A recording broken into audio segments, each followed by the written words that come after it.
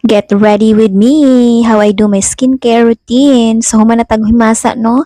So, mag-skincare na ta. Nagbutang ko anig toner para sa atong face lock, no? Kahit hindi naman tayo kagandahan, bawi tayo sa skincare, besh. Kung ayaw na ka mo pagka-shock sa akong naong ka extra large na, aminin ko na, extra large na talaga yung mukha ko dyan. O, sige, pasinawin natin. Pasinawin!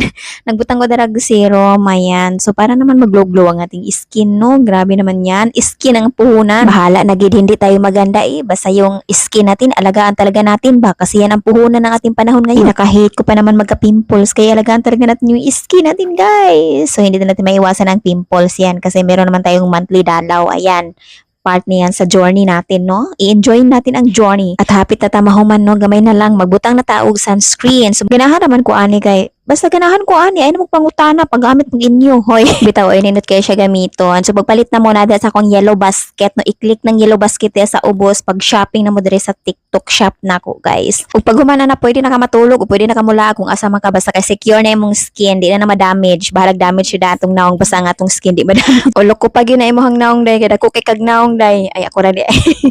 Bitaw ala sige butangan nagdaghan kayong sunscreen na atong dagway kay unsaon na lang pati lang liog apilo nimo na kay ang kanang liog part pud na sa naong, no? Dali ra pud kayo siya. Mga sensitive na siya sa mga parts sa atong body. Wala datay filter ani man din, no? Mura tag nakapulbos. Sige na pag check out na dai na dugaya, go.